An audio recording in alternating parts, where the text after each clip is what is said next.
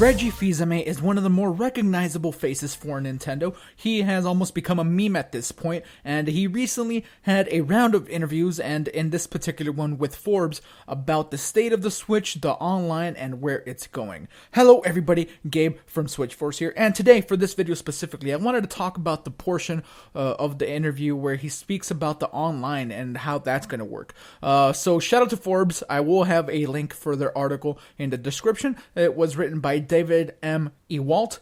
And with that said, let's go ahead and pull up this section here where he does get asked about the online and how it is gonna be working. So it says, tell me about Switch Online and the plans for next year and when it becomes a paid service. What exactly is that gonna look like? And Reggie comes around and says, I'm not gonna tell you exactly what it's gonna look like. We'll share more about that next year, but what I can tell you is that our vision is to have a robust online environment that not only provides the mechanism for you to have your multiplayer experiences and matchmaking, those elements are minimum.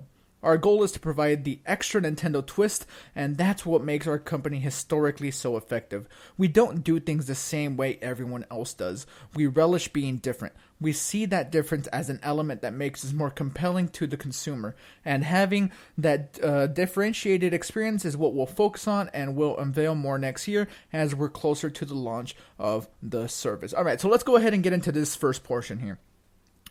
Of course, Reggie doesn't want to get into too much detail, but he does emphasize that, hey, this is coming, next year. We do presume it's like really early next year, so the amount of time we have to wait probably isn't that long, but I want to focus on what they can do differently. Of course, we know that it's going to cost way less than it costs on other platforms. That's a given. We are going to have a library of classic games, but he won't go into any more detail on that. But I almost wonder if there's anything else that Nintendo, is trying to do to differentiate this once it becomes a paid service.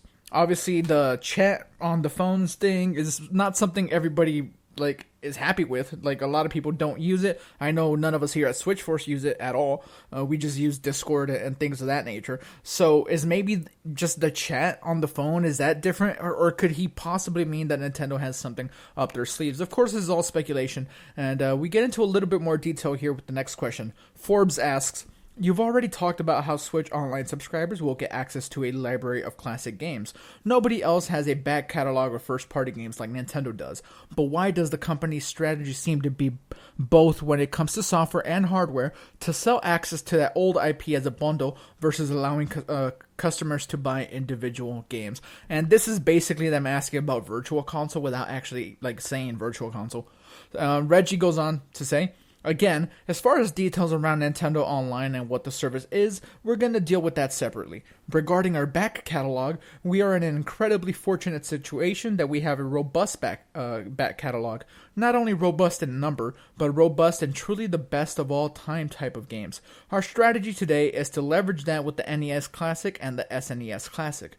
We believe what we are offering at a set price is a fantastic value for the consumer, and a way not only for adults like myself to relive playing the Super NES and all of the great games on that platform, 21 of them, but that it provides an opportunity for new players to experience all of this great content, and we think that is a fantastic way to do it. It both rekindles nostalgia, but also creating a passion for Metroid, creating a passion for intellectual property that newer players may just not have ever tried, and we think that this is a really effective strategy. So that's what we've done with NES. That's what we've done with SNES. Again, what the future looks like, we'll talk about in a different setting, but we believe monetizing our content, exposing it to consumers in a way that is a great extension of our strategy. And this made me wonder. He says that NES and SNES are handled.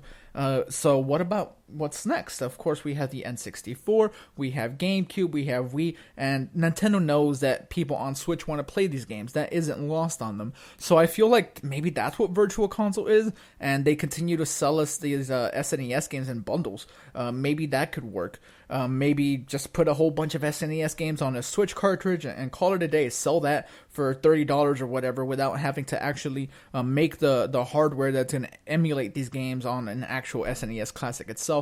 Where this could go, there's varying paths this could go down, and honestly, it makes me a little bit worried about Virtual Console, just because he says like, hey, for NES and SNES, we believe it's a fantastic value with these classic consoles, and I get it, it's doing well for them. It is a very nostalgic device, but that does kind of leave everyone else a little bit out of the water. Maybe someone who can't find an NES Classic because they were so limited and still wants to play these great games, they still need to be given a chance to, I think. So, obviously more information is coming next year. Reggie is very adamant about that they're going to talk about that. I'm sure we get a direct at some point where they completely outline how the online is going to work. And I feel like, honestly, I think they're going to do a good job, because Nintendo knows right now that they're finally in good graces once again. The mess that was the Wii U is past them. They are having great success, and what the consumer wants is not lost on them. So I feel like they'll be able to cater and make sure they make the right move. Hopefully, Virtual Console is part of that presentation. There's hints at it. It alludes to it. He says that they'll talk about all this online stuff and maybe even some of the other consoles early next year. So we'll see.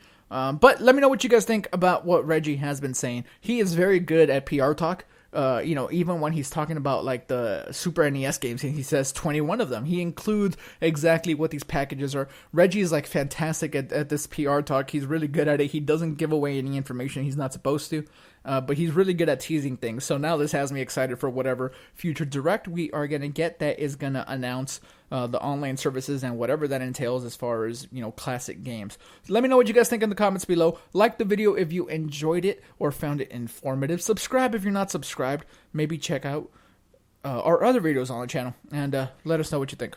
That's it. Switch Force out.